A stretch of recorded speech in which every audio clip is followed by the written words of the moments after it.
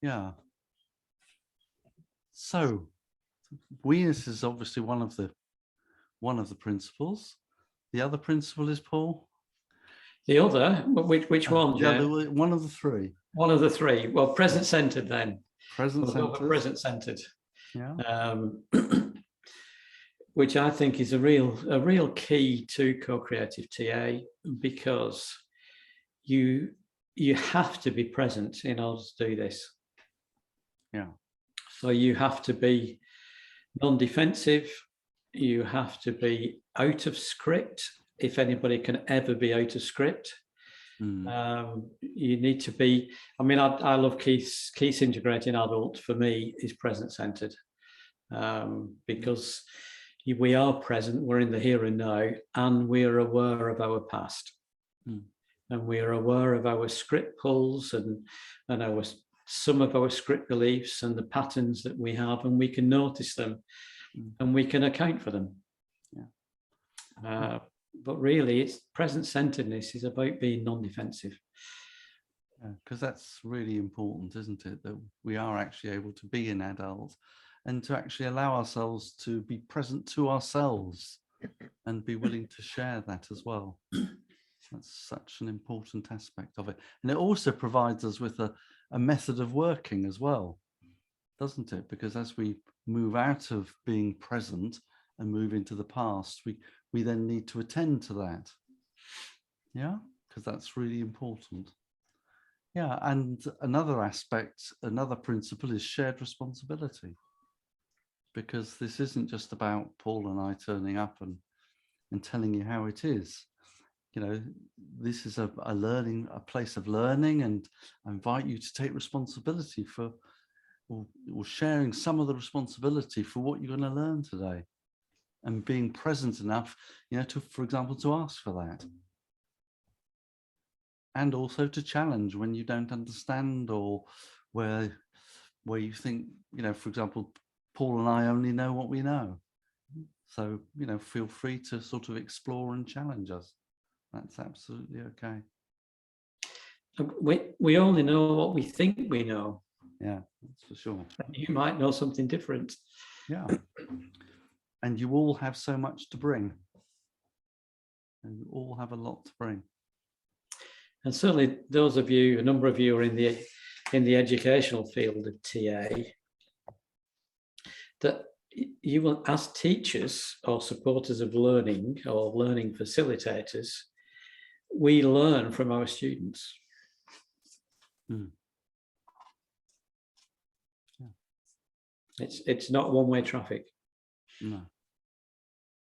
And we learn from our students, and we learn from the interactions if we are not being a teacher.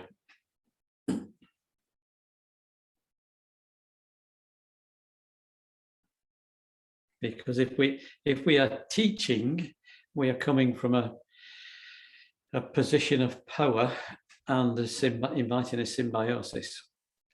Yeah. And we're not really going to learn anything if we're in a symbiosis, because we've got the parent and the adult.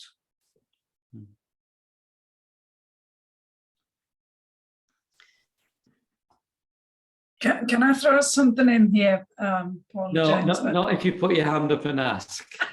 I would like to throw something in here, because my experience is that coming from, my father was a teacher, so I grew up in a teacher's household, and as have some decades on my back, it's a long time ago, so he was more or less a classical teacher, rather progressive for his time, but still in a powerful position as a teacher. So that's the atmosphere I grew up in. And getting to a place to see myself as a learner while I'm a leader of learning took courage. So it really takes courage to get from one up to eye level, and to really bring your curiosity to the training room while you are the trainer, or to bring your curiosity to the therapy room while you are the therapist. And I really love that, because it it takes courage, and it enriches work so much. Yeah, that is true. Yeah. Would it be too late for someone else to join in who forgot and I've just reminded them? No, they'll come into the waiting room and James will let them in. Yeah. Yeah, no. Yeah. Yeah. And so the fourth principle is mutual positive regard. And again, it's part of, I think, probably being non-defensive, is being able to accept everybody in a positive way and see people in a positive way. And I guess it ties very much in with, you know, our TA values around I'm okay, you're okay, and they're okay. And that's really important. And Keith would remind us that we are okay as well. That's right. Yeah. And so they're the four principles of co-creative TA. And of course, today's topic is about we-ness. Could I ask you just to give me the titles of those four again? So I was making notes, but I somehow lost track. Okay. We-ness. Yeah. Shared responsibility. Yeah. Present-centered relating. Yeah. And mutual positive regard. That's the last one I missed. Yeah. Thank you. The three are from the first three are from Keith and Graham, and the last one is from Paul. Thank you. Just so you know. Yeah. So what do you think about we-ness then, Paul? Well, I think there's always this thing about, I mean, we talk about we-ness being 1 and 1 + 1 is 2.5, as opposed to 1 + 1 is 2. So it's Einstein will turn in his grave, yeah, because he couldn't live with that, I don't think. Yeah. But I think it is because it's this thing about, and again, Keith will talk about this, about the tension between autonomy and homonomy. So if we are being autonomous, then in some ways we are self-centered, because we are making choices for ourselves, mostly, not always. But the idea of autonomy is it's our choice. And homonomy is much more about being in relationship in a social sense. So there is a tension between autonomy, doing what I want, and homonomy, doing what the social structure or the group needs. So so we-ness is more than, it's like autonomy with something else added to it. It's autonomy without being selfish. Yeah.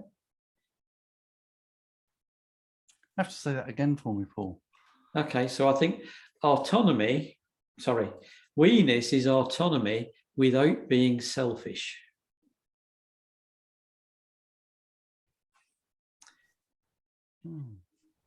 And I'm stretching it.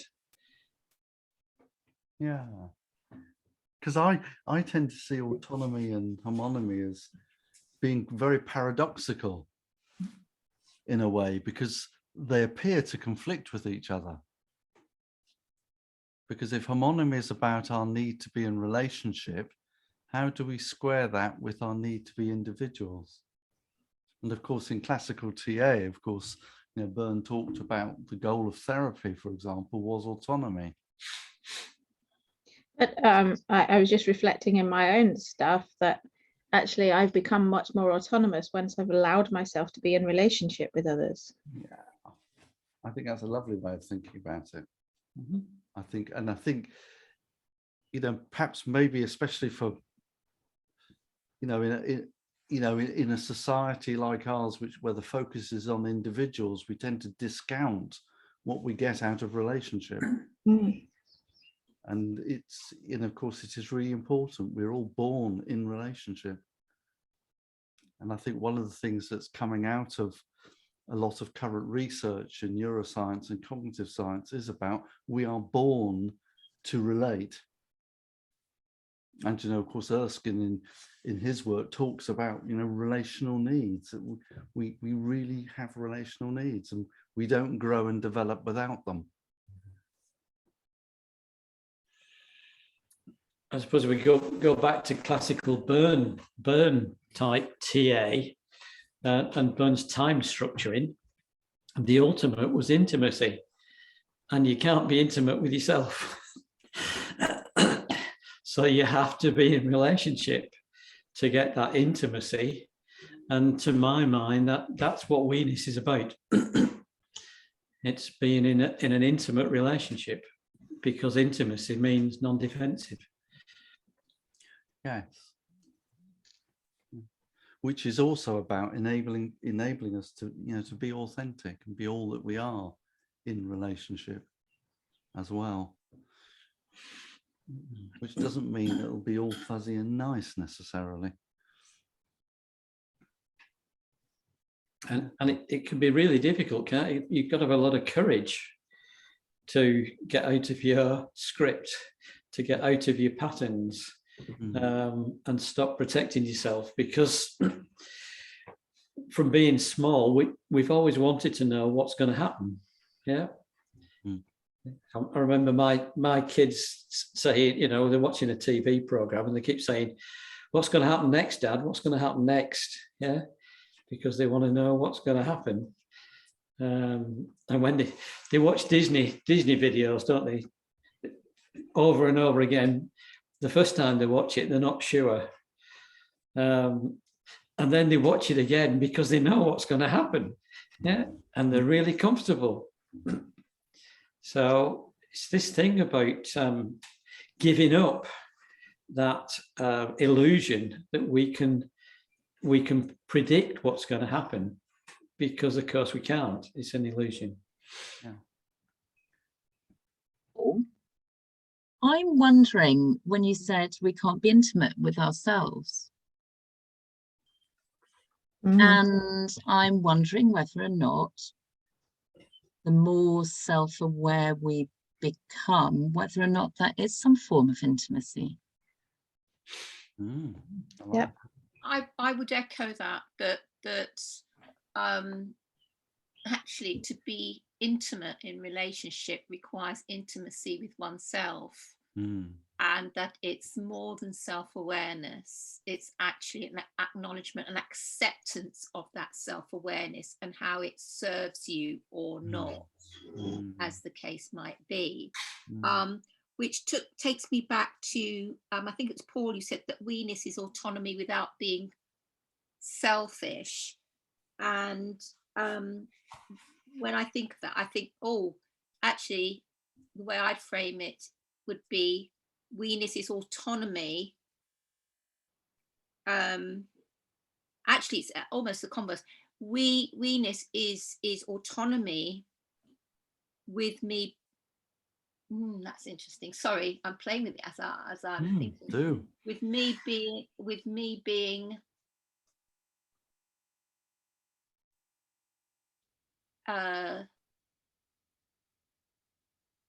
less. No, with me being selfless. I'm thinking about my own learning journey actually, and that it's been a journey of being less selfless. So it's not about being selfish at all, but how I manage that tension between, if you like, selfishness and selflessness in order for autonomy.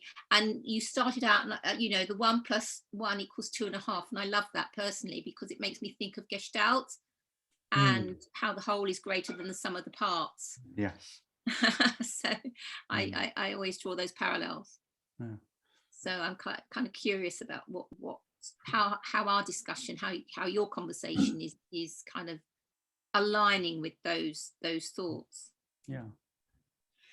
And also, as you were just speaking then, Sandra, I was wondering about going back to Byrne and autonomy being spontaneity, awareness, and intimacy. that's almost the other lens of autonomy, rather than thinking of that individualistic sense versus homonomy, what richness that can give to the sense of autonomy. Yeah. I've got a question about the 2.5. I think I'm not quite getting that. I get the idea that you're having two, or the aim hopefully would be that there's two autonomous people in the room, and then there's the relationship. But I'm not really sure what you mean by the half. Okay. So if we are two people working on a problem, for example, and we both have our own ideas and our own experience, but we are being a bit defensive because we don't want to risk feeling stupid or feeling shamed by saying something and getting it wrong, we will hold back. We'll be in script. We'll be being defensive because we won't want to expose ourselves. And if we take that courage and go outside that and become non-defensive and put it into the room and trust that it'll be okay, then the other person might just say, oh, I'd never thought of that. Well, if I tell you what this bit and we work together, we end up with something better than if we hadn't taken that courage. Because I think you end up with something that's created between you, which is more than either of you. Does that make any sense? So I think we have to be prepared to enter the relational space and see what emerges. Yeah. I would like to. Sorry. No, I think I'm just saying it's really difficult to do. I would like to echo this wonder about the half, because for me it's one and one is not two but three. As you say, it's one individual and another individual, and then there's this relational space, and that's a third. For me, at least, I'm here. Yeah. So, yeah, I do. I like to think about the relational space as being something whole, and thus not half but one full thing. Yeah. And of course, the relational space also holds not just the two individuals, but it holds their context, the culture, the social history. You know, it holds all of them. And this comes back to sort of the underlying philosophy of the co-creative approach, which is based on constructivism and based on Lewin's field theory, which, you know, sees us resting within a context, and in coming together, our contexts get pooled. And therefore, like Nicole says, there is something extra there. I really like that idea, Nicole, of the three. And I did chuckle when you said the third. I thought, would that be a 0.33? As in, yeah, am I going there? But the third then flung me into that, you know, three-handed position. So I'm okay, you're okay, they're okay. So the threes meaning making to me. So thanks for sharing that.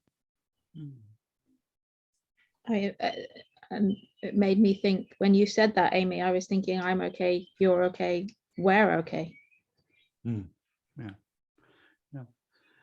And I think there's something, you know, there is something almost magical about it, because if, going back to Paul's analogy, if we're both very defended, all we have is ourselves, our wonderfully autonomous self.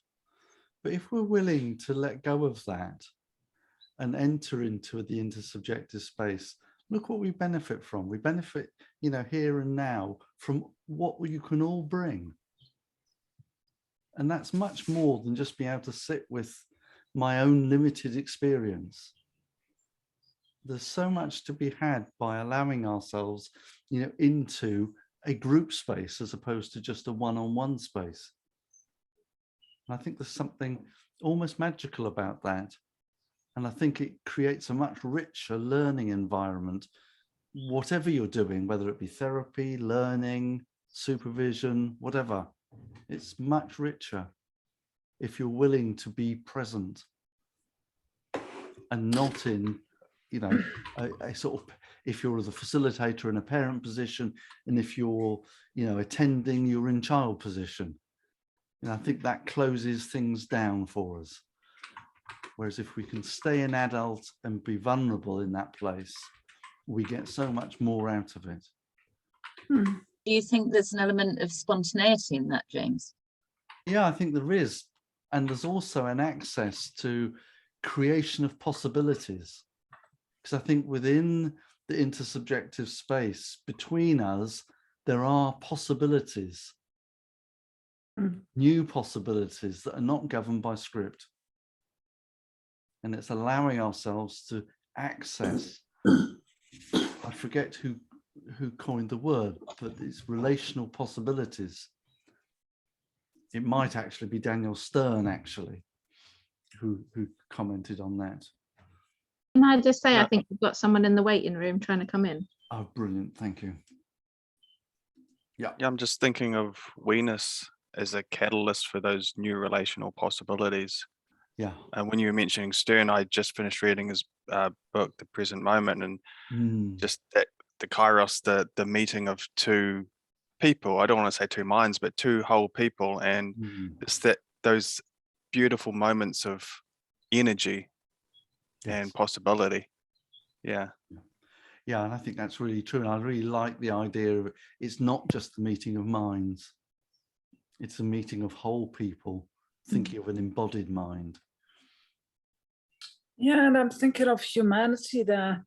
So the awareness of, for me, we-ness, one part of we-ness is also the awareness that we're all human, and that we meet on this human being to human being level, no matter, or, well, we need to take context into consideration, but in the relational space, we're meeting from human being to human being, just and in that sense, we're all the same. Yeah, indeed. Do you draw the this kind of we-ness model? Because I've kind of got an image in my head of like the integrating adult being the therapist, but they need to accept the whole of the other person that's not necessarily yet at the point of integrating adult. Does that make sense? So you've maybe got the three ego states of the client, but hopefully mostly the integrating adult for the therapist. So it actually, I know you talked about it being equal, but when you think about it, it's quite different. Well, I guess as individual human beings, we will all have different degrees of integrating, won't we? So you may end up with two very integrating people as you're working through. True. Yeah. Actually, Nicole has a diagram for this. In fact, I just thought about drawing it. Because I haven't got it to hand, actually. Well, I could draw it on a whiteboard if that makes sense. If you want to, you can do that. You should have access to it. Well, I just see if I can get it. It will not be a very nice drawing, but it's something like, so yeah, it's not circles, I know, but at least it's something. Whoa, little child. And the other one, and I just take the structural model, and you could also have the integrating adult here, as you just said. And what oops, no, come on. What Graham does is he paints it, the co-creative relating like this. So we have this lying 8 and the relationship going like this, So it's like a flow, whereas what I suggest is to draw it like this. No, I need to get it right. I think that's it. Yeah. So we have here this intersubjective space, and if I had more control over this pen, I would probably draw this person green and this person blue, and then in the middle the two colors merge and mix. That makes sense.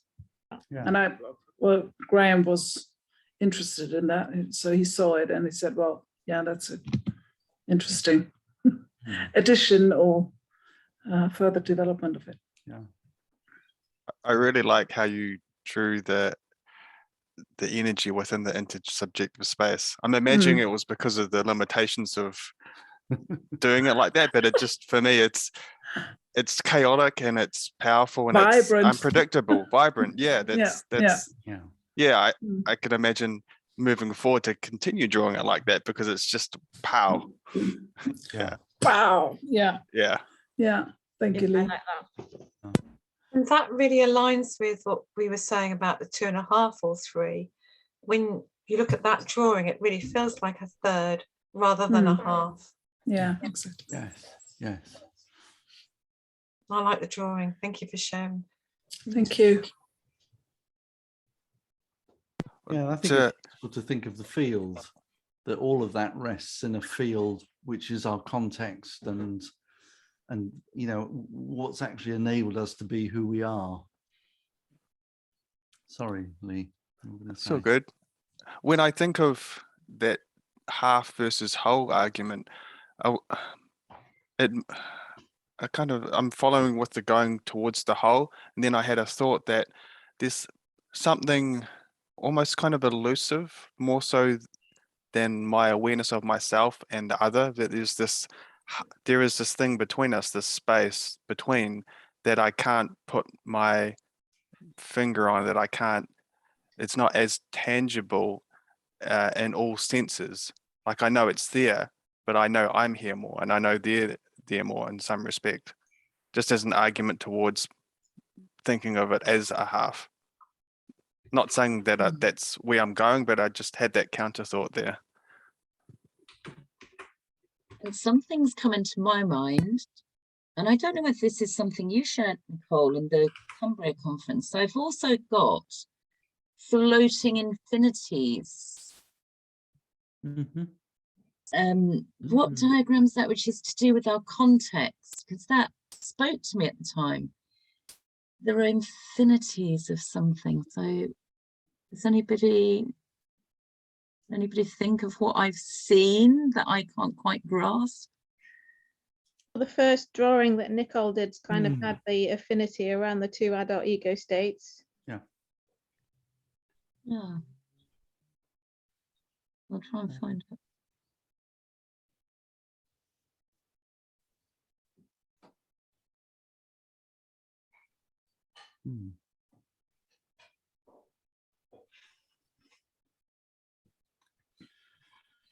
Another idea around we-ness is it is the medium for human development and change, which is a very different way of thinking about human development and change.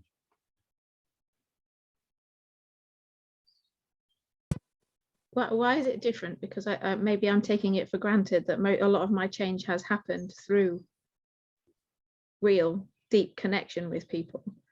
So perhaps that's just where I'm at. So I'm not understanding the difference to what you're referring. Well, I think it's a bit of a difference between what actually happens when we change. What is the factor? What actually moves the change? And I think for me, and this is only my view of co-creative TA, what's behind that is a reliance on physis and our organismic development. And I think you're right. And, you know, I assume that in terms of my work, just as you do. But I'm not sure that classical TA would see it in quite that way. I don't know what other views others of you will have about that.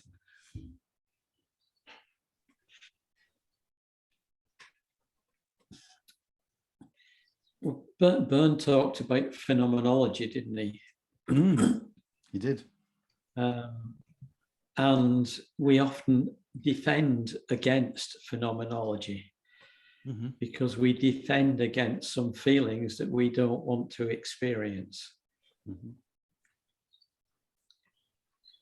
So from our script, we will have feelings that we didn't like when we were young, and we've defended against feeling them again. So we don't do this organismic thing because we protect ourselves from some feelings that we didn't like and we don't want to re-experience. Yeah. And in we-ness, we need to be open to feel them again. Yeah. Which is scary. It's terrifying. Yeah, I think it can be terrifying. Yeah. But it can also be the biggest part of growth when we can do that. Yeah. I'm really aware that because I've arrived late, so apologies again for that.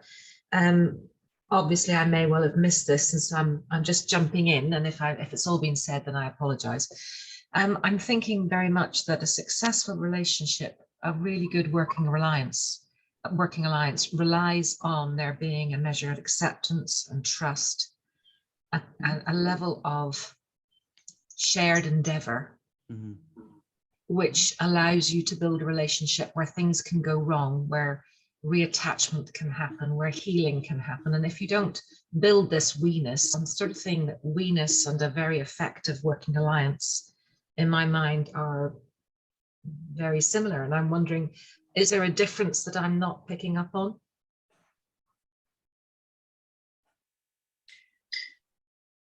A difference between? A difference between we-ness and a strong, empathetic, safe working alliance, which I think you need. Are they different or are they the same? I'd say that the we-ness is the foundation for a trustful and strong working alliance. So it's like the fundament of it. If you're willing to go into that space of we-ness, you will be able to create a strong working alliance. That's how I would understand it. If that makes sense to you. It does make sense to me, yes. And I think what Paul and I were talking about at the start, which you will have missed, was the fact the presence in we-ness is a non-defensive presence as well. So we're willing to be vulnerable in relationship. And of course, present-centered relating then is a method by which we work with that, because that's not going to be possible on we can't be like that all the time, but it's that willingness to be there and to address it when either one or other of us slips out of present-centeredness. Right. Yeah, and I for me, we-ness and present-centeredness is more a state of being rather than a negotiation about how we do things or how we can build trust or any of that. So it's more a mindset or a way of being. I get that. Yeah, Thanks. I think it is, and I think for me, in terms of what we're talking about in terms of we-ness, we're talking about a real relationship.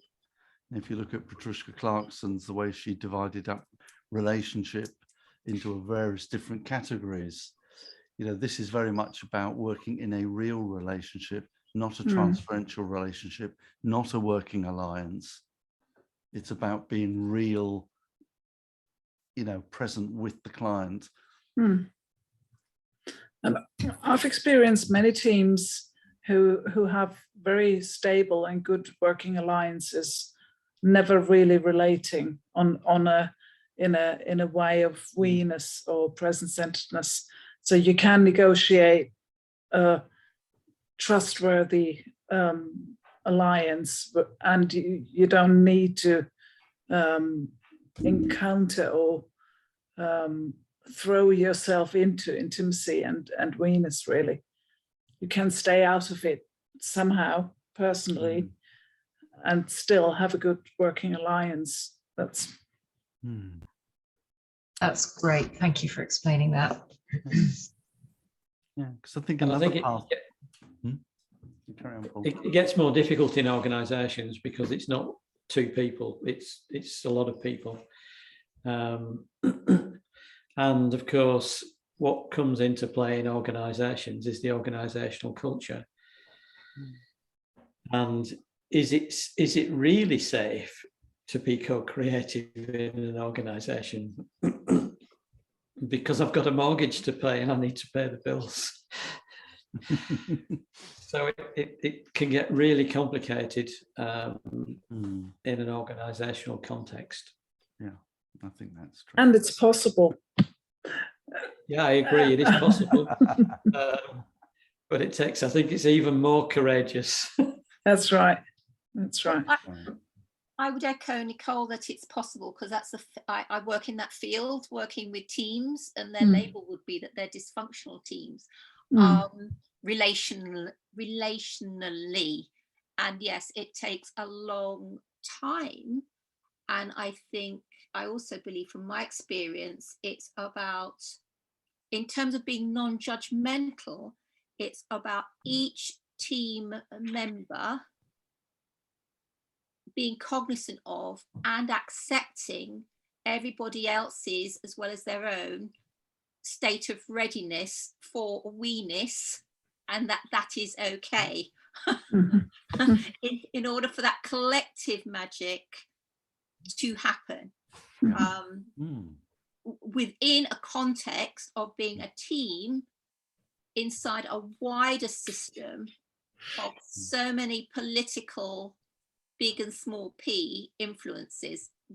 Yes, it can be done, it has been done, but I echo you, Paul, it is so, I'm always learning, to come back to Nicole's point, because I think it's very much about also owning and modeling one's own vulnerability, me as teacher, because that's how they're expecting me to be initially, to see that happen and evolve. And I'm a great fan of phenomenology. I can't say it, but I'm a great fan of it. and what percolates within a team, and I work with teams that, to be honest, are predominantly men. So there's another aspect to it, and how the unpredictable occurrences that occur, and they're usually around emotions, how that then creates as a catalyst an energetic shift in the team. If that makes sense. Sorry, there's a lot in that. Absolutely, Sandra, and it inspires me what you say to set up another workshop on working co-creatively in organizations, a specialized workshop in application of co-creative TA in organizations. I will do that, and I'll ask Tryon, our colleague in the team who works in an organization as well, to do that, and we'll set it up. Thank you for this. About that. Yeah. Thank you. I'd love you to come. I'd love to. That's really interesting, because that's just linked me to your new diagram, Nicole, with the almost three circles. It was the Rosemary Napper when she did her paper on how do I fit in around here, and she takes the Drago cultural parent model of technique, etiquette, and what's the other one, and structures, and draws, but I don't know whether I can show it to you, and draws your picture.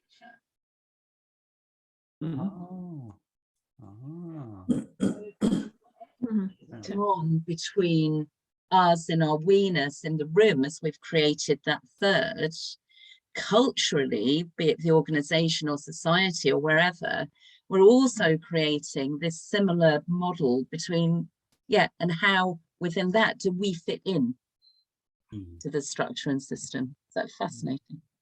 No, that's a good question. With the we-ness, you've talked about the we-ness being like the under bedrock, and I'm thinking of one-to-one clients. Sorry, taking us a bit away from what we've just been talking. And I'm trying to just think, if you've got a client that's not sure about the we-ness and isn't willing to enter into that we-ness, how would that changes things? Because the therapist can be there and be available and be encouraging the we-ness. But if you've got a client that's not so keen on the we-ness or keeping themselves, how would you sort of work with that, or how would you draw that, or would that be an expected early stage that you would think of? Sorry if I'm being vague. I don't think you're being vague at all. I think it's a really very pertinent point.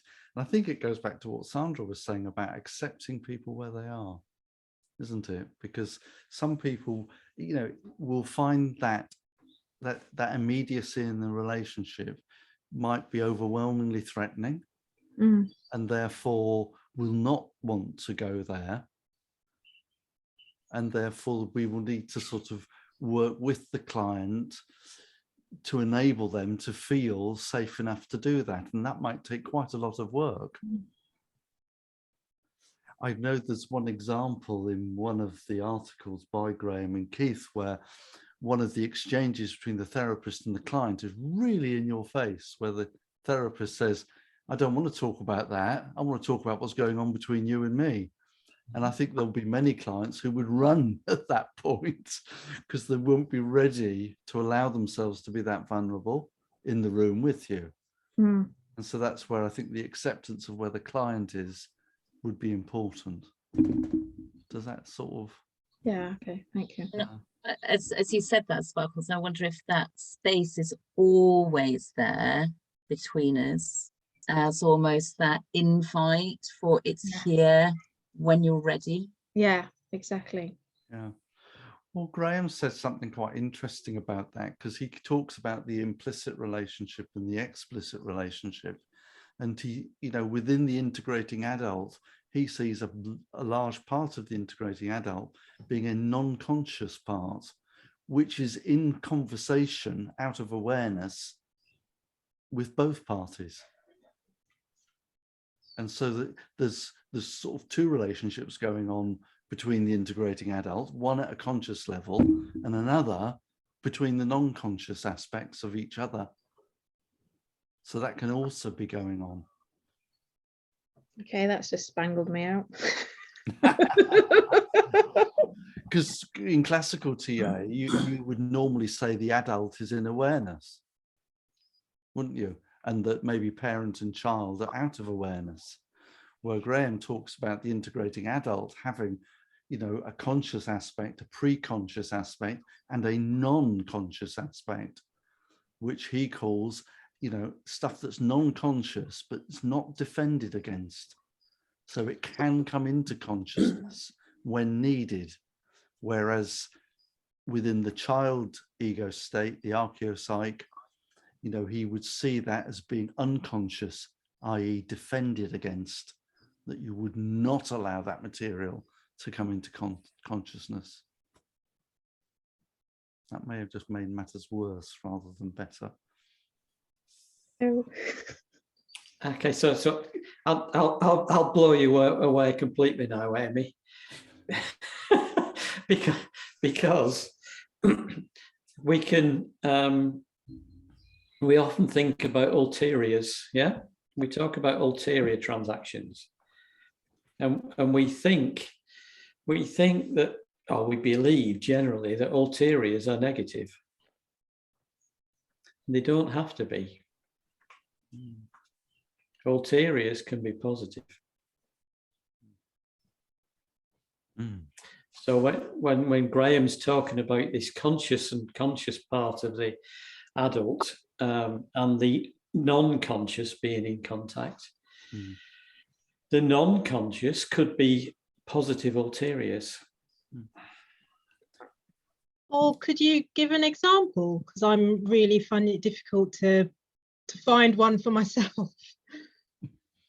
Okay, so we've been using positive ulteriors all night. So non-conscious messages. So could that Psychological be message. Go on, Lee. like using the example of what we've been doing with each other now? There are non-conscious messages, you could call it, to connect, to be in contact with, versus using the word defensive reactions to pull back from. So I mean, if two people are sitting, I'm thinking there'll be constant non-conscious ulterior messaging happening. For instance, I might know that I want to connect, but there'll be, say, somatically we'll be having different responses, different desires coming in, which will be going on between us. It'll bring us closer, but it's out of our awareness. So it's the unknown thought, or the thing that we can't speak about, versus holding back. I mean, if I think of myself in this example here and now, noticing that I often get very scripty to begin with coming into groups where I will hold back, and hearing both you, Paul, and James in a way speak about we-ness as an opportunity to come forward and be present, and there's an aliveness and a connection in that, feeling, I had the word permission, but I feel it's more like rather than permission, because I don't feel like you were giving that, it was more of a recognition and a remembrance of a possibility and a tastiness of connection. So that wasn't, you weren't saying that to me directly, and there might have been on some level a non-conscious communication between us, and then consciously I chose to come forward. Yeah, so James and I have been doing the social transactions, haven't we? Been inviting you socially to join in and share and things, but we've also been sending out positive ulteriors from our non-conscious to your non-consciouses, which is supporting those messages. Are they different to good games, Paul? Say again? Are they different to good games? The positive games rather than good games. So the positive games, because they're ulterior. Because Ben talked about good games, didn't he? He talked about good games in a context of a good game following a script payoff game. Thank you. Yeah, and Julianne, just going back to that, I think maybe perhaps just the desire to be in relationship, in contact with somebody, gets telegraphed in a non-conscious way. There can be a social conversation about something, but what can be conveyed in the ulterior is, I really want to be in contact with you. I want to be present. Or it can be, I'm going to pull back, which would be a negative ulterior. Does that, has any of all of that helped or not helped? Or you made me think, oh sorry. Oh, I was just going to say, some ways I think I'm still maybe just trying to see it in my own mind, an example that I would kind of use or express. I suppose it could be a bit of a pastiming, you know, when you smile at someone walking down the street, or you say hello. I mean, I know that when I go in shops, especially through the pandemic, I purposely and unconsciously said hello and spoke, even if it was, oh, I can't find this, or can you tell me where this is, to get some contact with a person. So I don't know if that's what you mean by that. Yeah, I think it is, and I think I think it might go beyond pastiming in terms of its capacity for intimacy. Because it, you know, for example, how would I know that I was in contact with you? What other than not your words, but how would I know? Well, they're all the non-verbal cues: good eye contact, gestures which are showing that I'm paying attention, that I'm listening to what you're saying, and a sense of of having open body language that suggests that you're welcome here. Yeah. Which are all positive ulteriors because they're not at the social level. Mm. Come on, Nicole. Share our meet in Berlin. No, Paul, I spare that for next Tuesday. But I can. First, I really want to share a resonance that I have to what Lee just said, and I thank you, Lee, for sharing what you just did. As you mentioned something that I think is very important for me, at least in co-creative TA, in as we can teach and speak about co-creative TA on a conscious and cognitive level. For me, the more impactful learning of co-creative TA is experience. And what you said, and I really love that, the difference between permission and invitation. So you didn't hear permission on the social level directed directly to you, Lee, but you received an invitation into a safe space where you can come forward and share. And that's such a lovely and beautiful example for what I love about co-creative TA. And I thank you for providing that. Thank you. I appreciate your appreciation. It lands well. And I echo, the experiential side of co-creative is the part that just, it tastes the best to me. As much as I love theory and will lean into that hard, most likely more defensively, the moments of meeting, it just, that's what it feels really good. Can I ask sorry, I guess I'm struggling because some of what we're talking about, I get the idea of the we-ness and things, but there's an awful lot of what we're talking about that I think is just part of being a good therapist, whatever. And so I'm struggling, you know, I should be, as a therapist, I feel that I am open, I'm giving all sorts of invitations out, whether I'm using co-creative or not. Yeah. So there's an awful lot in that should be there, I think, as for a good therapist, whether you're TA or non-TA. I think so. I think that's very true.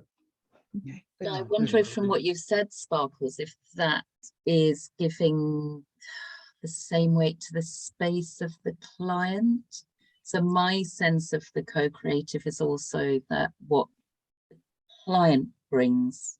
So that shared or mutual responsibility. I wonder if there's something. Yeah, I think philosophically, you know, in terms of your approach to your client might be different, or it could be in different modalities of TA. Whereas within the co-creative approach, the emphasis is on, you know, it's Keith that says this. He says the emphasis is on what the client's doing. But the client what, sorry? What the client does. It's the emphasis is not on what the therapist does. Okay. It's what the client does. And well, that's when quite I think, sorry, carry on. No, sorry, go ahead. I'll go after you. No, finished. Okay. When I think personally of working with the co-creative TA, if I think of clients and say cooking together, it's akin to, instead of preparing a meal and sharing it with the client, it's having the client come in and really enjoying the process of cooking together. And rather than following a recipe, it's really making a dish together and honoring that process. But for me, it's really personally, for me more so, it's about bringing myself in to enjoy the process of spontaneously making cooking stuff together without following a recipe. And trusting in that something either delicious or a bit strange will occur, but it's enjoying it's really a process orientated method for me.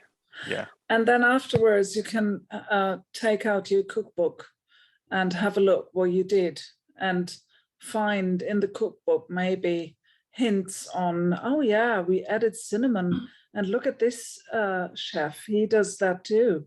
That's interesting. So you will, and that's maybe Sparkles where you refer to, which kind of theory you apply to what you do, whatever language speaks to you is fine. Okay. And having the courage for if it's really messy. So if that cookery and what you make together, you know, the flour bag explodes, because there's something in the co-creativeness that for me personally can, you know, not having that recipe book can be a bit messy in the room with the client. But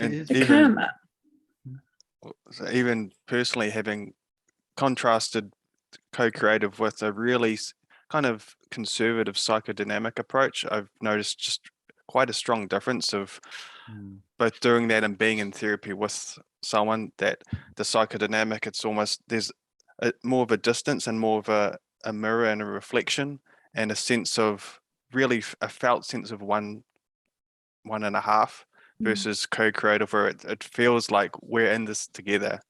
I mean, the best way for me to describe it is to use really simple language, like we are literally in this together, as opposed to you're helping me work through it, and we are kind of figuring some stuff out, but you're helping me versus, yeah, I really got you, and we're playing with this together.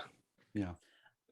Amy, did you ever experience being in the kitchen cooking something without a recipe, and then it turns out like voila, and everybody says, why did you do that? That doesn't taste any good. And this can happen in the counseling or the therapy room as well. We might end up together with the client sitting there saying, well, this feels really shitty right now. And how did we get here? I mean, this really feels crap. And then this is something where you can say, okay, maybe we shouldn't have added sugar here, or maybe it would have what been. you just said, Nicole, there's the essence, surely, that at that time we say this is feeling really shitty. Yeah. Exactly. And we got there, as opposed to how did you get me there, or what? Yeah, what have you done to me? Exactly. It's like really, like, oh, well, what did we do? This is the mess.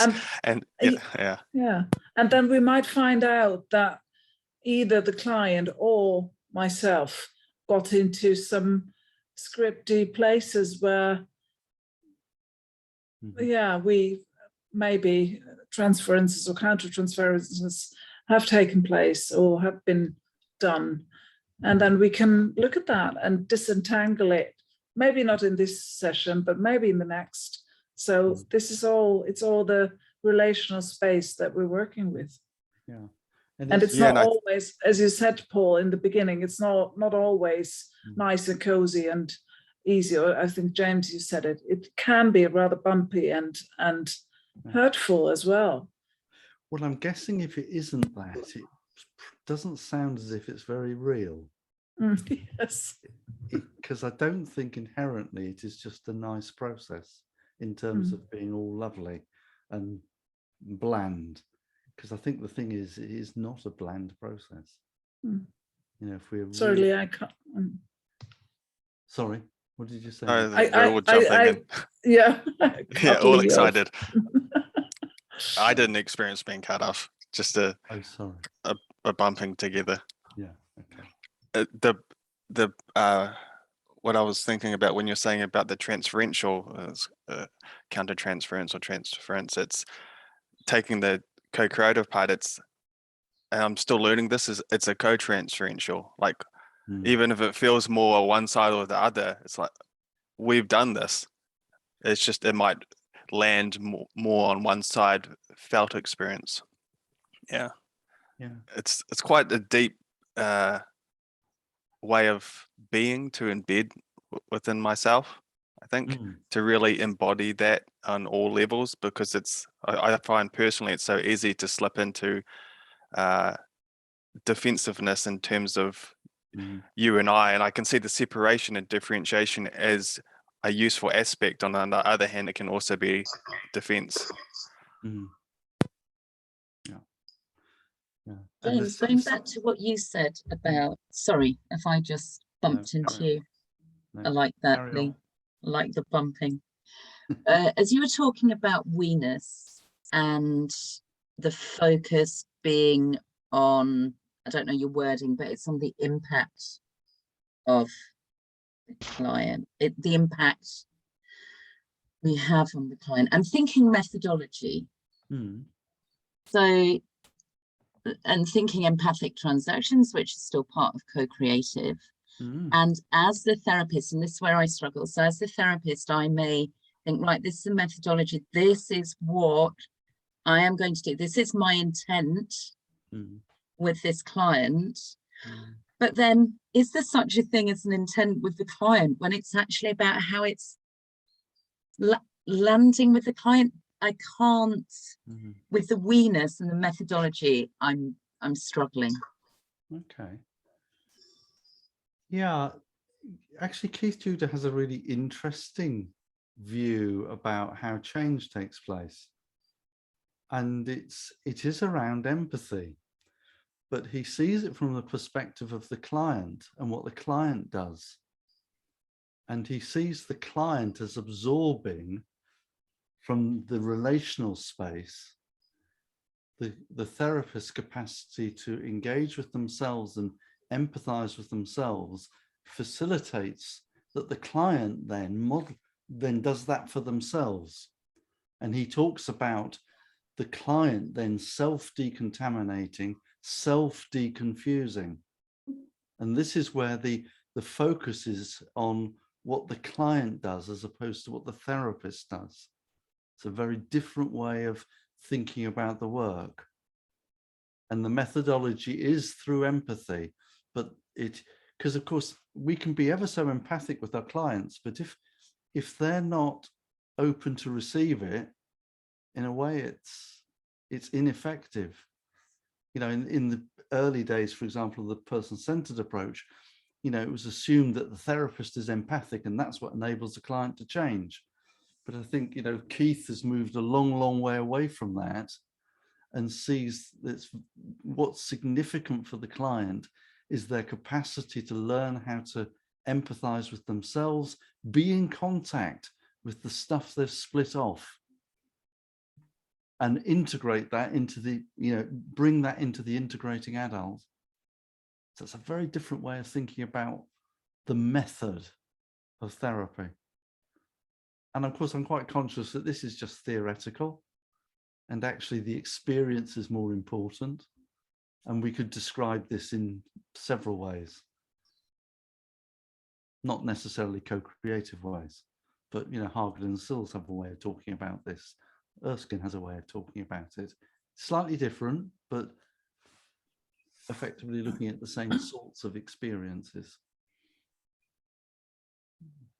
Is that of any help?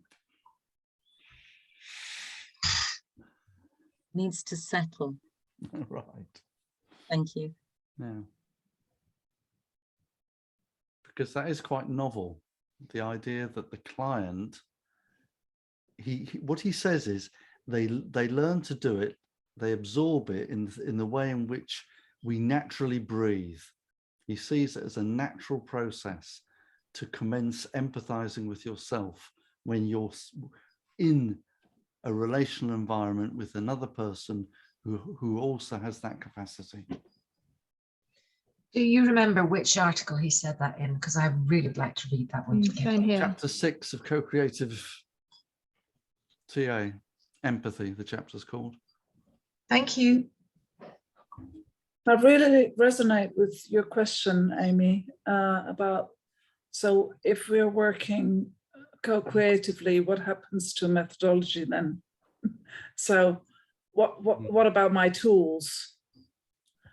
And I really resonate with that, because I remember a time when I was there with a group of managers, and I just didn't know what to do, because they were so stuck in a place somewhere, and I just felt like we're standing in front of a wall, nowhere forward, nowhere back. I don't know what to do. So I got lost, and I looked in my basket of methods, and I couldn't find one suitable one. And I sat there and I said to them, I don't know what to do. I'm lost. And I shared this image of, I'm sitting here in front of a wall with all of you around me, and we all don't know what to seem not to knowing what to do. And they said, well, you're the facilitator and you're the consultant, so you need to know. And I said, yeah, I know, and I don't. And there was a silence in the room. I think it felt like 100 years, maybe it was a minute. And I just stayed there with the not knowing and I don't have a tool for this. And what emerged from there was a process that got almost everyone into tears because everyone was so touched by the intimacy that developed from this place of feeling lost. And what I realized then was I can leave all my tools at home. I don't need tools anymore because it's enough that I have a huge background of tools and of training and of learning.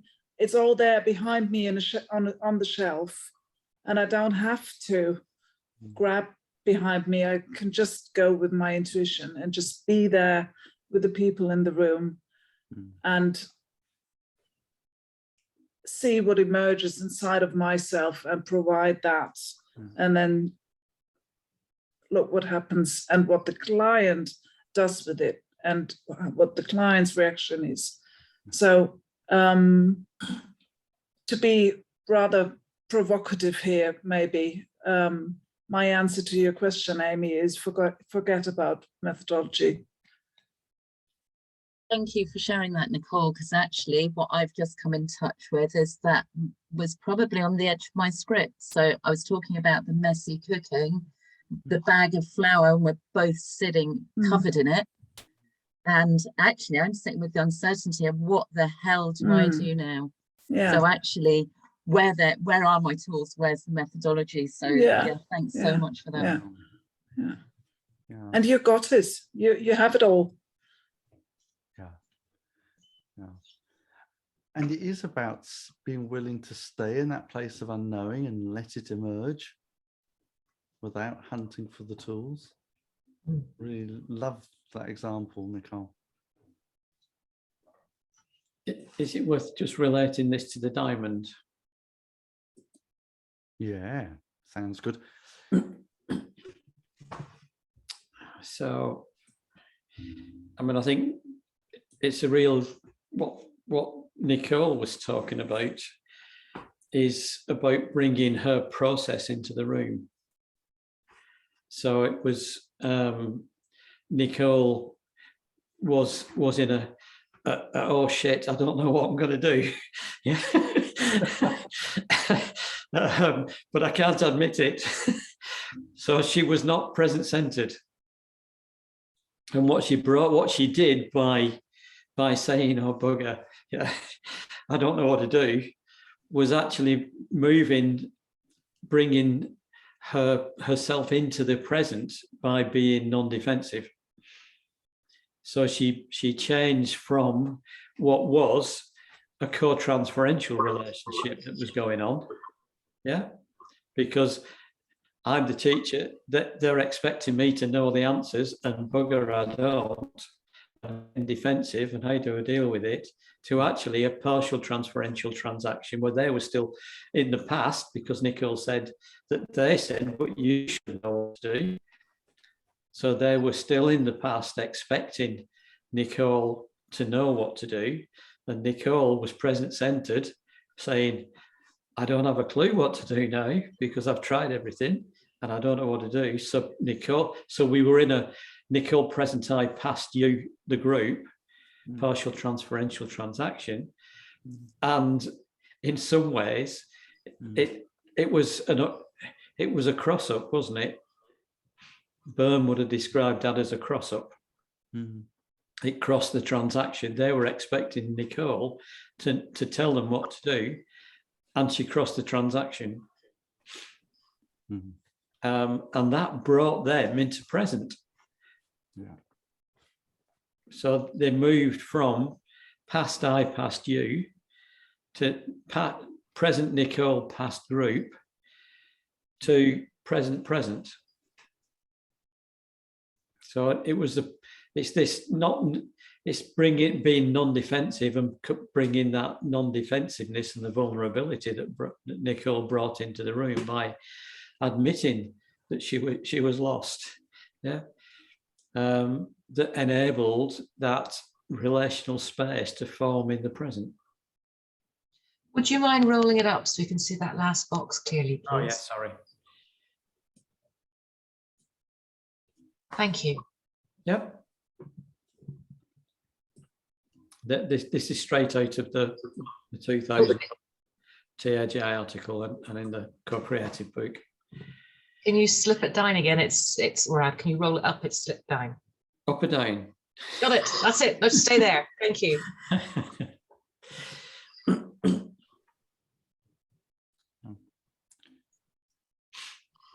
And this is from the article, not the book.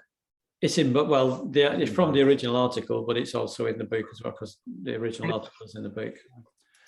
Thank you. Paul, what was the name of the article again, please? Co-creative transactional analysis. Nice and simple. Thank you. TAJ 2000. I'm wondering whether everybody would like a comfort break. Oh, I took one because I didn't Yeah. think I was going to get one. I'd appreciate one. Thank you. Yeah. Everybody okay for? Thanks, Amy. How long do you want? I'm just wondering whether we should go into breakout groups afterwards and let them have a task. Yeah, can do. Yeah. Sounds a good idea. I'm fine with that. I'm gonna need to leave maybe in about 20. Oh no, in about 40 minutes. Okay. So I have to leave a bit early just to let you know. Okay. I need to go about 5 to 8 because I've got a client at 8 o'clock. Okay. Yeah. Do you want to give the task? Then they can be thinking about it while they're brewing up. Okay. Okay. The task is, what can reinforce self-limiting beliefs in relationship in terms of our approach to contact with others, and what can create and reinforce self-enriching beliefs? So what can limit this process of we-ness and what can enrich it? What do we need to bring that will facilitate this? So what can squash it and what can develop it? Is that clear? Yep, thank you. Especially the last piece of one sentence helped. It being the relationship, James. Yes, it being the relationship, Thank the you. we-ness. And we can do it in breakout groups, or we could do it in the big group, as you wish. You can decide when we come back. Okay. How long are we breaking for? Yes, definitely. Until 10 past? Yeah, I'll buy that. Lovely. Thank you. See you soon. See you soon. See ya. I really like hearing everybody's contributions. I We're not a learn. big group either, so are much we? more. Yeah. Sorry, Shadell. I'm just saying the same thing as you. I learn so much more. Is that an okay for everybody? Yeah. Thank you. So what was the question, James? How do we do it? Well, what gets in the way of us being able to be in we-ness? And thinking of this And in what a supports practical way. us? And what promotes it? Yeah. And we've talked about it obviously to some extent, but I'm wondering what you've made of it and where you are with it.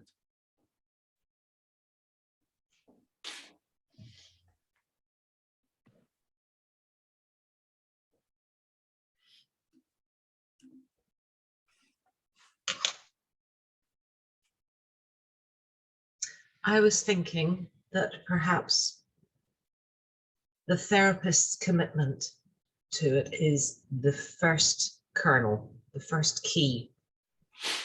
The therapist needs to be willing to not try and be the all-knowing guru,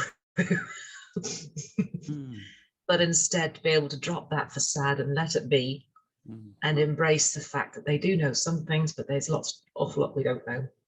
And to see if we can start from a place of well, taking the basic TA principles of I'm okay, you're okay, we can both think, we can both work this out together. Let's see where we go from here. That's my opening salvo. Yeah, that sounds good. As you said that, Janelle, that I guess the fear that I shared before, being vulnerable enough to leave the toolbox behind. And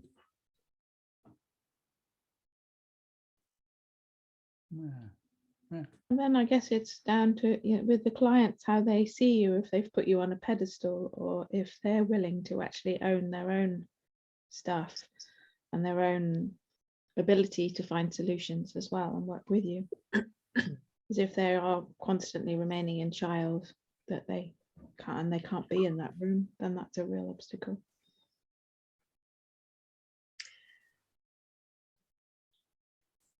Is it an obstacle or is it just part of the journey? Yeah, I was kind of half thinking that as I said it, and then it's down to the therapist to kind of work with them to coax them to be in the room. It's part of the therapist's job, but sometimes you can get quite resistant clients, so that's kind of where I was thinking.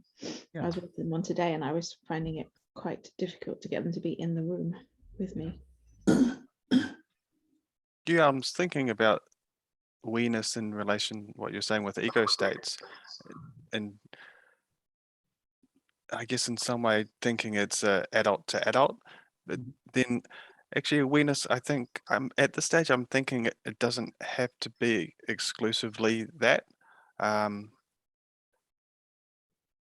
With an example of the opposite, when being with a client and they were in child and I noticed after the fact that I went into child and I was relating to them and we were relating child to child. Now that was one way we were doing it, and we could have done it adult to adult or adult to child, but I felt like there was a we-ness in that. Messier, having other parts come to it, but yeah, I still feel there's a we-ness there. So do you feel that relating at the time was from a defended place? Or do you feel it was from a non-defended place?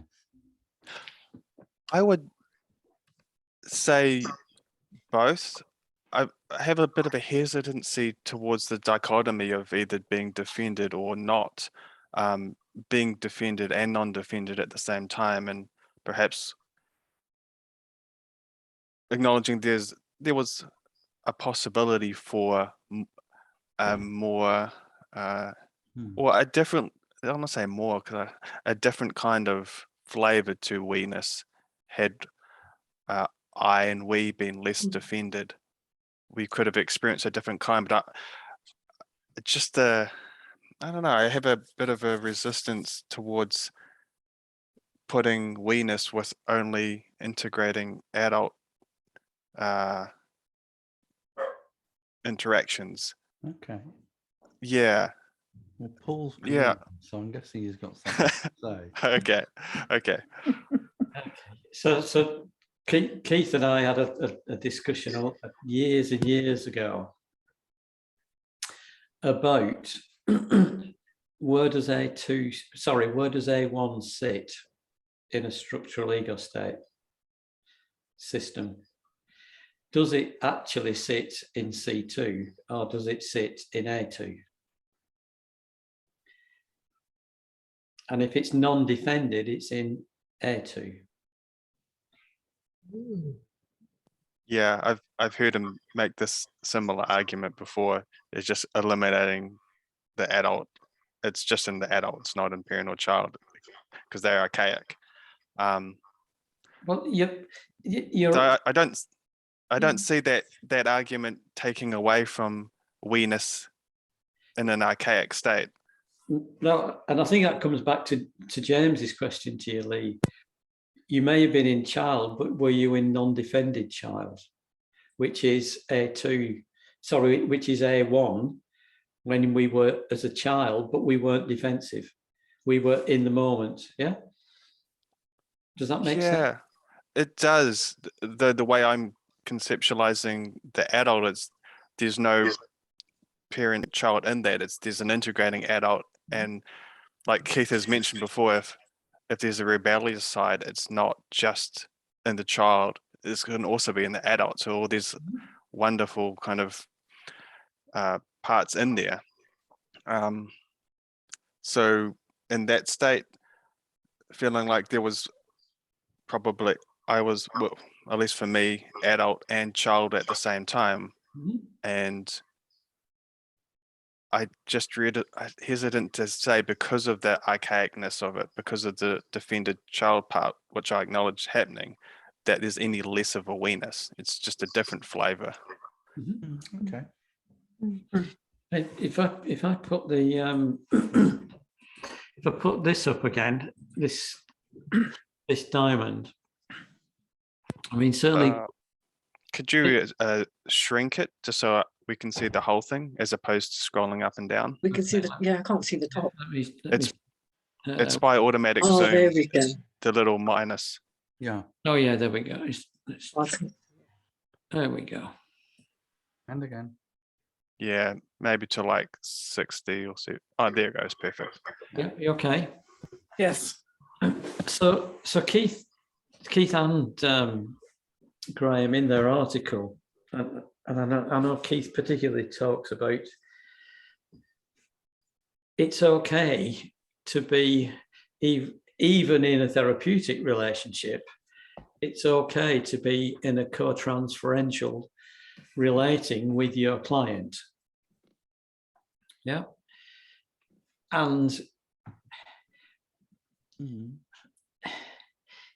they talk about staying in awareness, being aware that you are in a co-transferential transaction, and making a positive decision, an informed decision about the best time to move into a partial transferential transaction on your way to bring in what's gone on in the co-transferential transactions into the present and exploring them. And I have a very similar recollection of a supervision session very similar to what Lee was talking about, where we were exploring some stuckness in the supervisee, and we ended up playing, in the supervision, very co-transferentially, both of us in our child ego states, and having brought the supervisee back into the present and explored what was going on, she worked everything out. And she'd been stuck there for years. So enabling that, she said she felt really safe when we were in our child ego states playing together. But it just enabled her defenses to come down and access the memories of why she was doing something. So in that example, when you were playing together in child versus coming together afterwards and integrating adult to discuss, would you say the we-ness value, which is what we're kind of talking about, was there any, whatever, more we-ness or in either state? Because for me, I would say there's we-ness throughout. It's just different flavor. Yeah, absolutely. There was we-ness to start with, because obviously she trusts me, and we have a safe space, and she trusted my process, and she sort of regressed, and I played with her, went into my child state, so she felt really safe, and that experience enabled her to let her defenses down, so that she accessed what she'd been hiding from herself for years. And when we came back into the room in the present, she just poured out. It just poured out of her. Yeah, she'd been completely defending it, the memory. Yeah. So Paul, to ask the same question of you that James asked of Lee, at that point, were you in non-defended? I was, yes. I was in non-defended archaic child, yeah, because I was really enjoying it. Yeah. And she initially started in defended child and moved she started in defended child, and when I joined her, it enabled her to let her defenses down.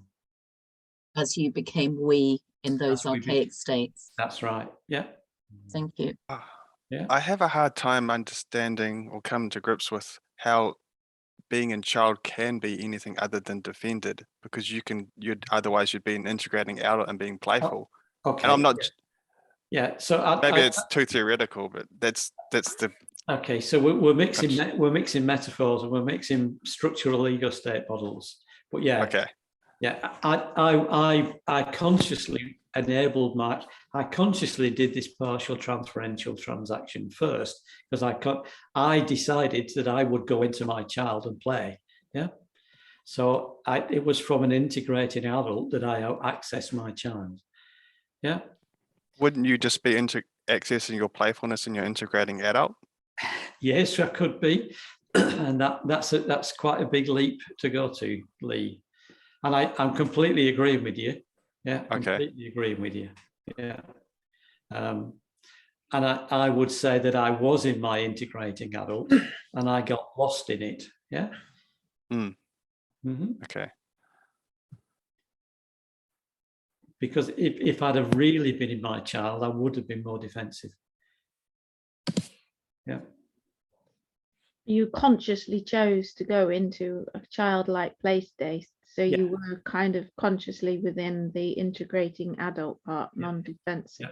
Yeah. So if you take what Lee's saying, and you look at an integrating adult model, then I was in my integrating adult in the process with her, and I made a choice to access my experience of being a child in a non-defended way. It's that non-defended thing that is absolutely essential in all of it work. Absolutely. Yeah. I think for me, I have a sense of I would struggle to say that you were in past I at that point.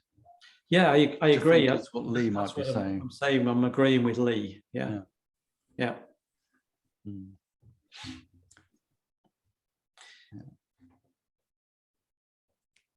I want to ask a question, and I'm hesitant to ask because I immediately feel embarrassed. Can I please clarify your ideas around this transferential? Yes, that one. Because I'm getting confused. Are we just talking about transference? That is what we're talking about. No, we're not talking about that. Right. So clarify that for me, please, so that I can make it all go click. James, me, what do you want to do? I think well, I'll say something about it, and I'm sure others will have things to say as well.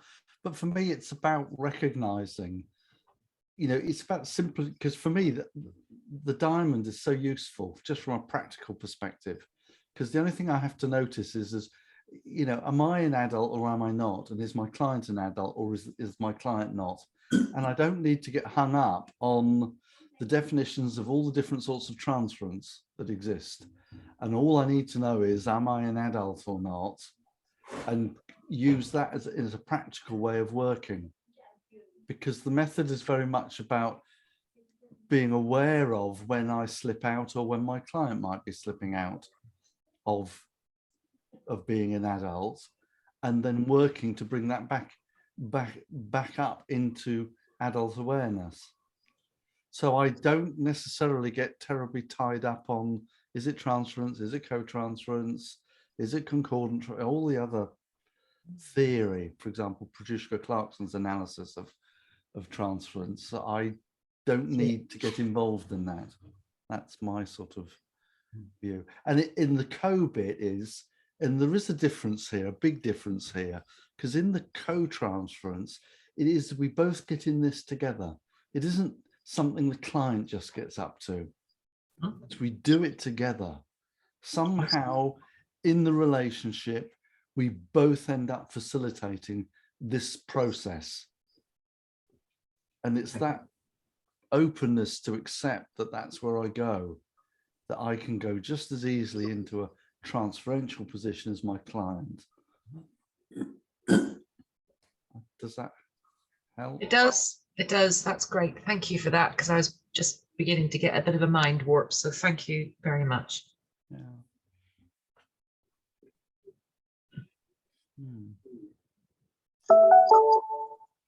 Sorry. So what else hinders this? What Yeah. context? For me, this, what I said before about humanity is the awareness of we're all the same on the bottom line as human beings. Yeah. Is something that helps me, or supports, doesn't help, but it supports my sense or my ability and courage to put myself in a state of we-ness and providing my part of the relational space. Yeah. We're all the same. Yeah. And we're all just as capable of getting up to, as Bern said, it games as anybody else is. Yeah.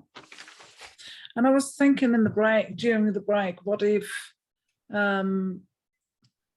sometimes I experience with coachees that they might bring opinions about situations and judgments about what they experience that I find rather odd, or to say the least, or I really think, really, is that what you think? Oh my God.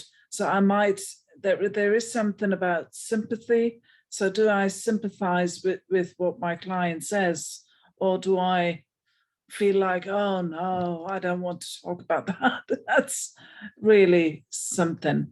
And it's not my opinion. It's not really my thinking. And I'm getting bored, or I might get angry, and it's not necessarily in a past eye that I'm getting into these kinds of feelings, but and it can get in the way of we-ness, and as I might not be willing to share. I do have a totally different opinion, but I get stuck probably in, I really think that's crap what you're talking. And I do feel that sometimes. And the reluctance to say, I don't agree, gets in the way of we-ness. I think that's true, because there's something really important about accepting that being co-creative is about sameness and difference. And it isn't just that we're all lovely and we're the same. It's not about that at all. And our differences are really important, just as our sameness is. Yeah. And they are co-created in that relationship together. Yeah. And what if the difference of the other puts me off somehow? Am I courageous enough to notice that and to own it and even share? Yeah, because there's something about in present sharing the emotional impact of the other. Yeah. How about being relational then? You know, because we're going back to Erskine, because he just keeps coming into my head. And I know it's, like you said, it's a little bit different. You know, the fact that, you know, okay, it's formed in a different way, but we're using all those tools, aren't we? And he always pops into my head. I'm Okay, so I aware, think relational, whether we're talking, my product is, you know, are the children, really. Yeah, sorry, Paul. Oh, it's okay. You were breaking Have up. I gone off? So I was sort of waiting for you to catch up. Yeah. Sorry. So don't be sorry. It's not your fault, is it? It's the internet. I mean, I think there is a difference between relational TA and co-creative TA. And I think for me, the difference is that in relational TA, we work with the transference. In co-creative TA, we work in the transference. And it's a major difference, because in relational TA, the therapist has that knowledge and uses that knowledge without sharing it. Whereas in co-creative TA, you will bring the transferences into the room and explore them with the client. Yeah, so there's a major difference between relational and co-creative. And Keith and Graham talk about that being a major difference as well. That's the messiness for me, Paul. Yeah. I was in a room where Charlotte Sills and Keith Tudor were arguing about that, and it was rather mind-blowing. I couldn't follow it all through, but I remember them getting into an argument about this, and the essence was what you just said, Paul, and I really like this. Yeah. The difference with the relational TA, the therapist stays in control. Yeah, I was going to say that they've got the power in a sense, haven't they? Yeah. Yeah. And it's not about trusting the process. It's about controlling the process. Oh, that's given me a different flavour now. So I'm thinking, it's still good to have the relational, you know, that side. But yeah, see, now you're really selling the co-creation, you know, the co-creative bit. And it is also, it depends. I mean, we've had a discussion about how much do you share? And, you know, to my mind, my decision about sharing, bringing the transferences into the room, and exploring the process, what goes into my assessment is the client, the supervisor, whatever you want to call them, the coachee, how much integrating adult have they access to? Because if they haven't got access to their integrating adult, or very much adult at all, let alone integrating adult, then bringing it into the room is just going to mess them up. It's about, you know, Keith talks about choosing when to bring the co-transferential transaction into being. So bring the partial transferential transaction into the room. Work on a co-transferential basis, you know, as much as you want, and choose the right time to bring some transferences or some of yourself into the room, or some of the process, because it comes back to this we talked about earlier about chicken and egg, isn't it? Is it we-ness or safety, or being courageous? I mean, which bit comes first? And And I think what you're describing, Paul, is my sense of potency. And it's not about methodology, but it's more about safety and being aware of how much can I bring into the room and invite the person I'm working with into We-ness, and to be appreciative and accounting of their capacity to engage in We-ness, and so it's a bit like inviting them, come on into this room, and if they stand outside of the door and just look in and say, oh, I don't know, that's okay, and then we go with that. So, and that's what my understanding of potency as a person working with people. It comes back to what Lee said earlier on, the difference between permission and invitation. Yeah, right. Yeah. And there is another difference, Harpal, for Erskine, because when Erskine talks about relational needs and supplying relational needs, you know, Keith Tudor would see that very much as a 1.5 person psychology, not a 2-person or a 2-person plus psychology. Again, for similar reasons that Paul said about the relational school, because again, you've got the therapist in the driving seat. The therapist in that case is supplying needs, supplying permissions, and that's a different way of working. Yeah, I'm really beginning to understand that now, and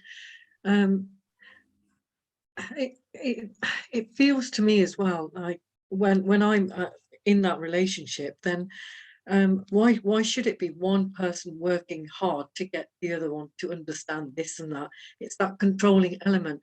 What makes you think that you're right? You know, how about working? Yeah, like you've all mentioned, it's I have to say, before I go, your examples today, Nicole included, Paul, you know, it's really helped me to understand a lot better, you know, and a lot more, because they're so simple. Not too much jargon used, even though the jargon was used. You supply some really good examples to follow up. So that, for me, that really makes my child very, very happy, because I get confused dead quickly. And I'm really enjoyed, you know, today just listening, and it just makes a lot of sense. And I'm even questioning now, how come this makes so much sense? So it's a really good thing. I just have to share that in the moment, because I'm really feeling it. So yeah, thank you so much. Such a good feeling. Thank you.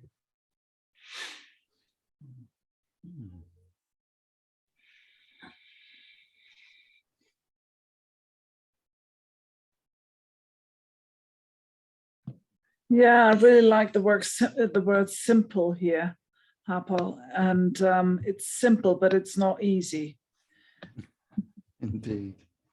And that's the coming back to the very beginning, where I think, Amy, you said, can't I be intimate with myself also? Yes. And I think that's the a prerequisite to working co-creatively, is being intimate with oneself and really being aware of my own national park of script beliefs, and positive and negative. So it's I believe that script is not only the negative and dysfunctional stuff, but also positive things. So to really know my own inner national park, and Wow. including the little huts that are dark and maybe not well explored, but to know about them and to know the map is a prerequisite, and that's where it's not simple, not easy, but Yeah. We can navigate. Yes. I'm loving these examples. Fabulous. Nicole, I have to say, I love the way you're explaining things. Thank you. It feels wonderful. Thank you. Yes, it's incredible. Love it. So taking Nicole's example there, then that takes us back to thinking about what limits the work. If a therapist hasn't done their own work, then they have no idea what they're bringing into the room. So it depends on the commitment of the therapist to continue with their own therapy. Yeah. Yeah. And just to jump in quickly, I need to head off. So thank you, everyone. It's been lovely to connect and to play together with this. So lovely hope to see you meeting at the next one. Yeah, lovely to meet you, Lee. Nice to see you again. Have a good day, Lee. Okay. Thanks. Bye. Bye. Yeah. Thanks for your examples, Lee. They really made things hit home for me. Thank you. Thank you. Thanks, Sandra. Agreed. Bye. I think, Nicole, what you were talking about there, about this intimacy with yourself, could be described, you could be describing an integrating adult. Yeah, for sure. Yeah, yeah, that's true. Yeah. And I was just going to add that one of the amazing things about it is that when we're willing to be in a place of we-ness, both ourselves and our client, supervisee, trainee or whatever, we both then can integrate aspects of ourselves as part of that process. That this is where we both learn and we both change. So we don't have to know the whole picture, but we do need to have a commitment to self-awareness. I agree with that for sure. Yeah. As you were considering sending us off to rooms before the break, I had the feeling going back to the script session last time, Paul, with yourself, Trian, which was what are the positive and negative aspects of script. I just walked away thinking of Nicole's middle circle with just the two scripts slap bang in the middle. And are those sometimes what we're banging against when we cannot be we? Yeah. I'm not sure how the positive elements of script fit in there, but as Stell knows, I struggle with the positive elements of script anyway.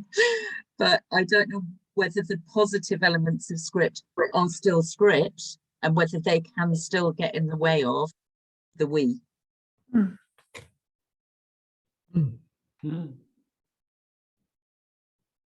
So maybe we-ness is a sliding scale then, Amy. If we-ness, I'm just thinking, if we-ness is a sliding scale, then that allows you to become more and more aware of your stuff. And so you become more we as you become more aware. More capacity for we with the aware, yeah.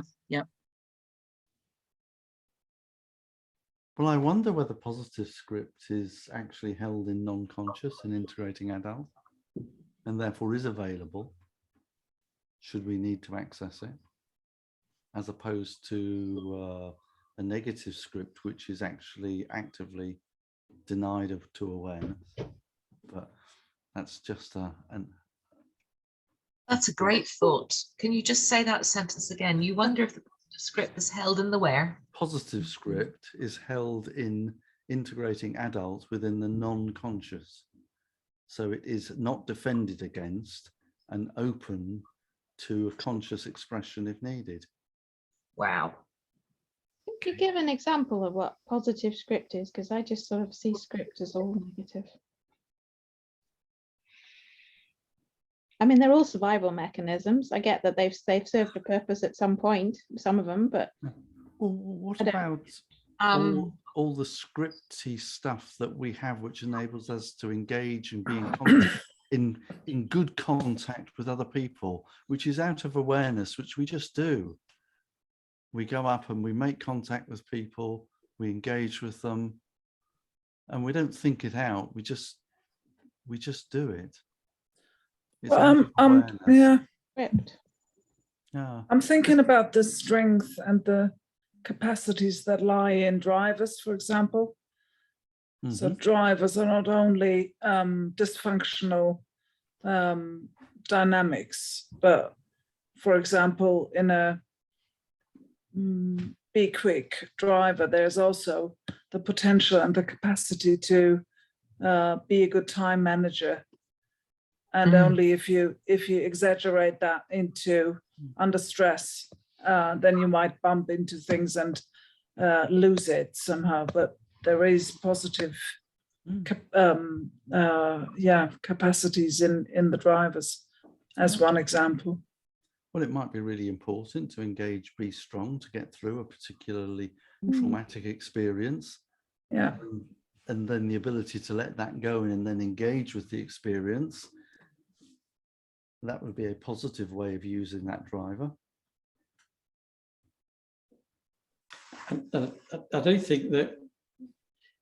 I think that the positive aspects of our script are also defended.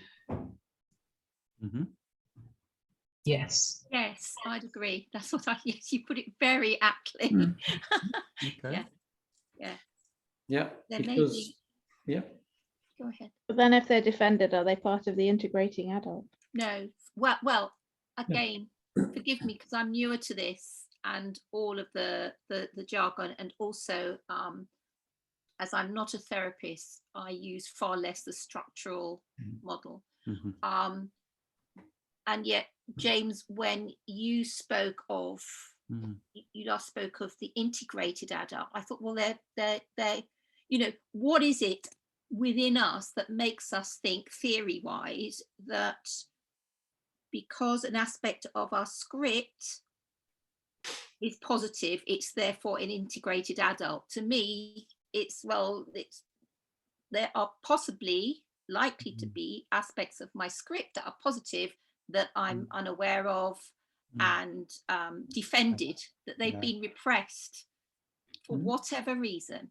And I'm really curious about, as soon as something becomes positive, then it's within integrated adult. And I'm thinking, well, no, not necessarily. It was only a surmise on my part. It's not necessarily any truth at all. No, I'm not taking it as that. And therefore, for me, this is part of the co-creative process that we're in right now, that, quite frankly, is giving me the courage to actually posit that hypothesis. Yeah, and it's a good one. I think as we go through a process of descripting, script busting, changing your script, and dealing with some of this stuff, and we access and we allow some of the positive aspects of our script, or positive script beliefs to emerge and not defend against them, they will move into our integrating adult. Well, I've been brought back, listening to Lee's example, listening to your supervision example, has taken me back to Sparkle's question a while back about how can working with a client, albeit in a therapeutic, but it happens in coaching, it happens with working with teams and so on, who are resistant. And I really landed really well with me is both your example and Lee's example of accessing it through integrated client, being able to consciously choose to work from another ego state. In his example, it was child, in order to connect with clients connected, repressed or defended child, I think you said, Sparkle. And therefore and I think your phrase, Paul, was to open up in your example. And I thought, that's showing some vulnerability in oneself, and therefore modeling for client in order to help them facilitate or no, invite. I love the word invite. My word I often use is offer, but to invite their development of their integrated adult. So they're shifting through. I don't know if you, Amy had talked about a change in infinity, and McNeish has a model of that, in which one really explores the disruption in thoughts and feelings, the chaos that arises, then you thinking and feeling, and a new relationship. And we were talking, and what that brings me back to now is a new awareness about myself, because McNeish's model is often used externally. Is that making sense? Because it's not a TA model. Absolutely. But it really fitted in with what Nicole was sharing earlier on, and what Rosemary Napper's work, and so on and so forth. So yeah, it's resonating for me.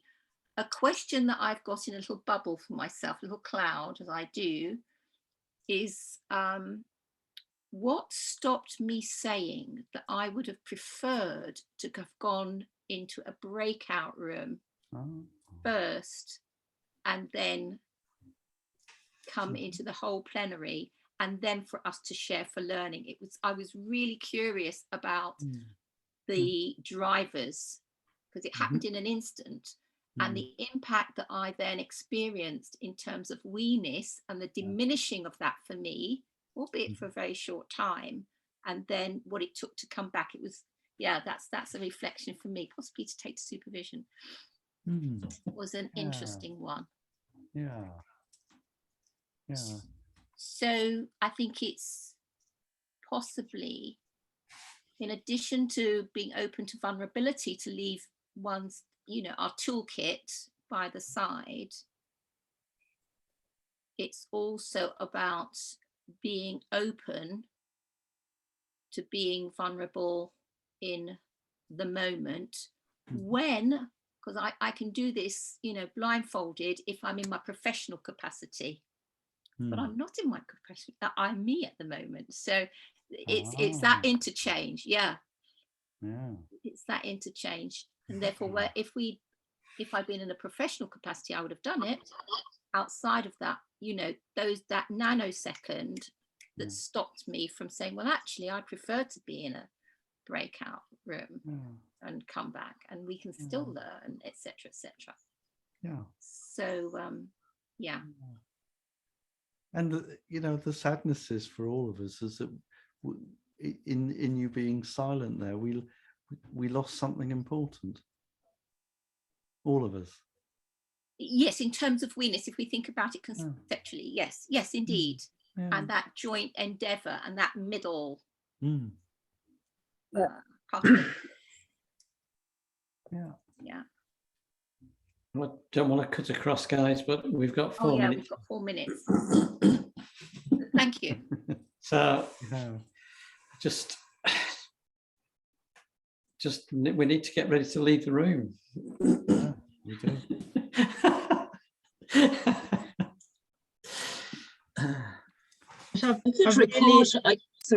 Sorry, I was just going to say, there's been a lot of, because I'm starting out and I'm hearing and more about relational and co-creativeness and where I sit, and more it's, at first I was very much for relational, but it sounds less like me the more I hear about it, and co-creativeness sounds more like me, more wanting to play and experiment and be with and we-ness in the, whereas I don't want to be a controlling, I am the authority on this theory and I'm going to control the situation and control the sessions.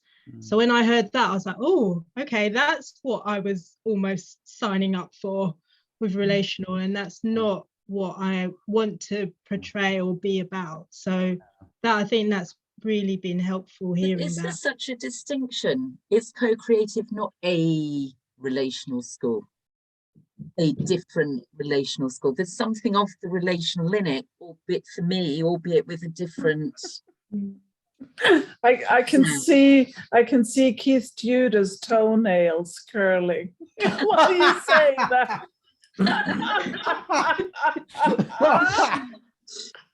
Okay. Maybe I stick with Stark's 2-person, 2.5 person.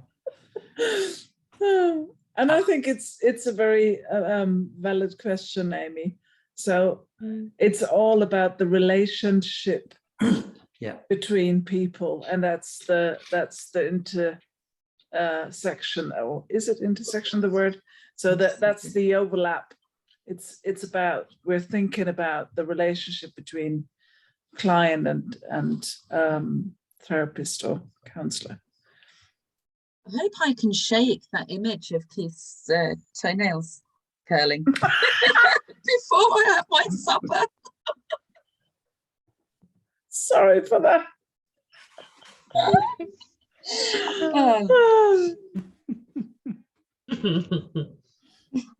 Yeah.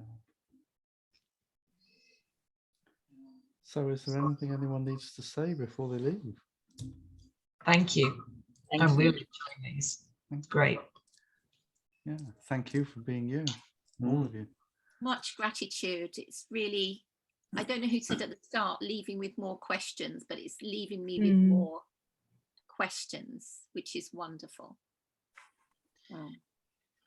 Yeah, I concur, Sandra. It's leaving me with more questions, but they're good and inquisitive questions. I don't feel, I don't feel anxious or stressed about thinking about it. Yeah, they're ones of joy and curiosity. Oh, yeah. Yeah, and really important to assume your potency and that you can think about these. They are for you to think about.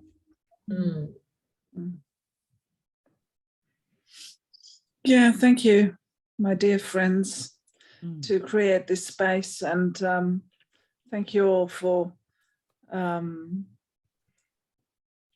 daring to step into the space with your questions and your remarks and your joy and your humor and your wondering, and I really enjoyed it and learned a lot. Thank you. Yeah, so did I. Lovely to meet you all. And you. Bye. Okay. Thanks everybody for joining in. Yeah. We can only invite. This is true. You have to join. Yeah. Thanks, guys. See you soon. Yep. Yeah, hopefully see you soon. Yeah, see you soon. Yeah. See you next time. Bye, Nicole. Hopefully, see you next week, Nicole. See you next week, Paul. Yeah. Okay, doke. Bye. Bye. Good night. bye. Good night. We.